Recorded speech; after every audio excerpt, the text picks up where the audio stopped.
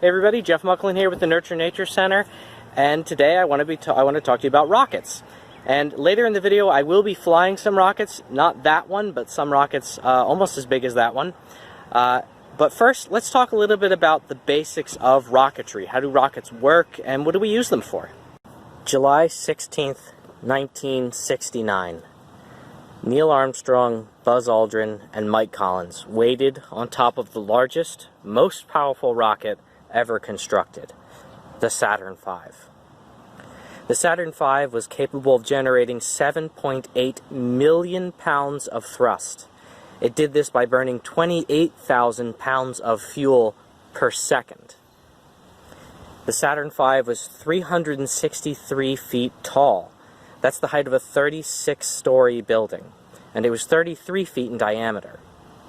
To this day, it remains the only vehicle to ever carry humans beyond low Earth orbit. It was, and is, an engineering marvel. But a Saturn V hasn't launched from the Earth since 1973. So in many ways, the Saturn V really remains the most impressive rocket ever constructed. But, you know, the field of rocket science has advanced since the 1960s, of course. And, you know, modern companies like SpaceX and Blue Origin are perfecting reusable rockets. The Saturn V wasn't reusable. Every time a Saturn V launched, it was used once, and then its pieces fell into the ocean, and you had to make a new one for the next launch. Both rocket engines and jet engines take advantage of Newton's third law of motion, which states that for every action, there is an equal and opposite reaction. In other words, if object A pushes on object B, then object B pushes back on object A with an equal amount of force. Now, to see this in action, check out this video clip where I'm sitting in a wheelchair and I am throwing an 8-pound medicine ball. When I throw the 8-pound medicine ball, when I push it away from myself, the medicine ball pushes back on me. This always happens whenever you throw an object as well. Now, I wasn't able to generate a lot of force, but a rocket engine can produce an enormous amount of force. And it does this by burning its fuel, and as the fuel burns, it becomes very hot, a very hot expanding gas. And this expanding gas is pushed out the back end of the rocket, and as it's pushed out the back end of the rocket nozzle, the rocket itself, the rocket engine, is pushed in the opposite direction. If you get gases and air moving fast enough, they can create enough thrust to accelerate even an enormous rocket. For fuel, you can use a lot of things. The earliest rockets were powered by essentially gunpowder, black powder. Now, the real Saturn V wasn't powered by solid rocket engines. It was powered by liquid-fueled rocket engines. And the real Saturn V, most of the rocket was actually taken up by fuel. This was a giant flying can of fuel, essentially. To make the Saturn V a little bit more efficient, it was actually really built as a series of rockets stacked on top of each other. Now, this model here does not fly, but the nice thing about this model is that it actually shows the different stages of the rocket. So let's take it apart and see how the Saturn V actually works. So the Saturn V, let's imagine it's fully loaded. The crew is up here at the very top of the rocket, and we ignite the first stage engines. And it's 5 engines down here. These are F1 Rocketdyne engines, some of the most powerful engines ever created for any vehicle ever. And these are the ones that create the 7.5 million pounds of force that I mentioned at the very start. They separate from the rest of the rocket like this. And at that point, this is what we have left. This continues on. So the second stage engines are smaller, and they only produce 1 million pounds of thrust collectively. But we have a lot less spacecraft here, so that's enough to continue to accelerate the spacecraft. It climbs even higher and goes even faster. But eventually, the second stage engines run out of fuel. We drop the second stage. So at the very top, we have the launch escape system, and at this point, it's no longer useful. So if it hasn't been needed at this point, it's not going to be needed, so this is jettisoned.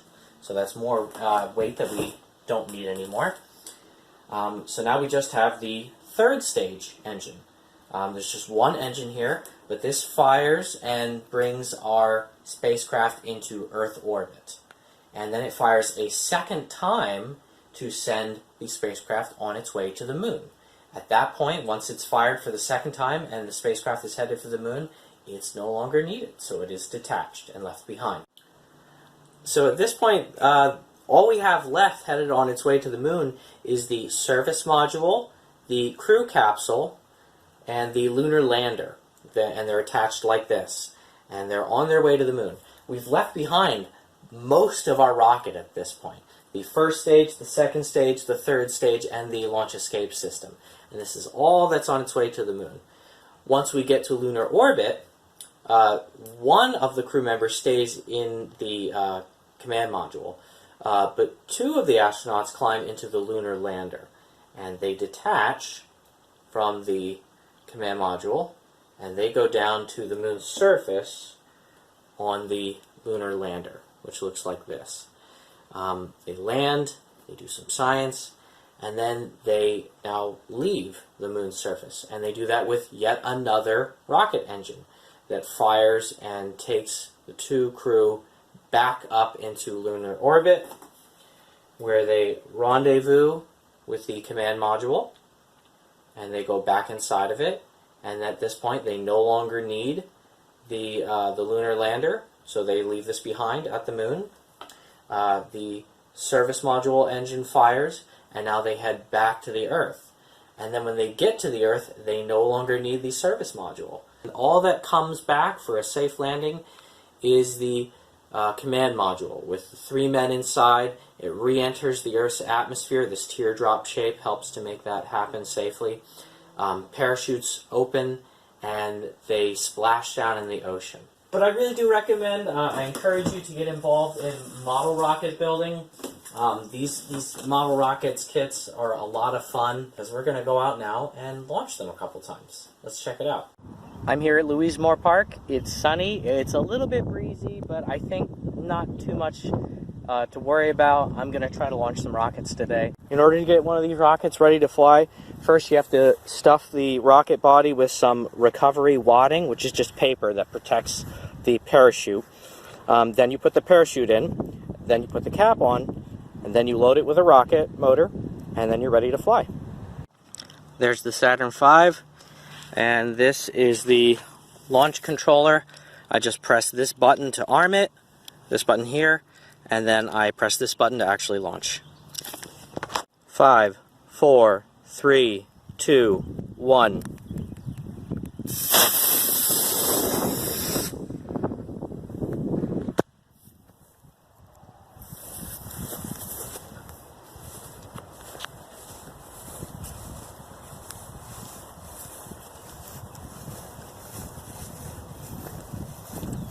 So now we're going to launch the payload rocket. We're going to be flying an altimeter, which should tell us exactly how high the rocket flew.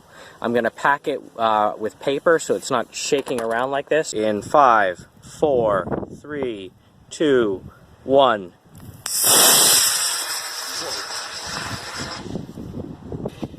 This rocket flew to an altitude of 956 feet. That's pretty impressive. I hope you enjoyed learning about rockets with me today. I certainly enjoyed launching my rockets, and I encourage you to get your own flying model rocket kit. You can also make your own paper rocket today if you'd like. We're going to provide a link with this template, which you can use to cut out various size rockets. You can cut out one with a 7-inch long body, or one with a 4-inch long body, and with various length nose cones. And we have 2 different types of fins here, and you can assemble your own paper rocket that you can then fire with a straw. I have 2 examples here right now. You simply put the rocket on the end of the straw and blow. Happy 4th of July, everyone. See you next time.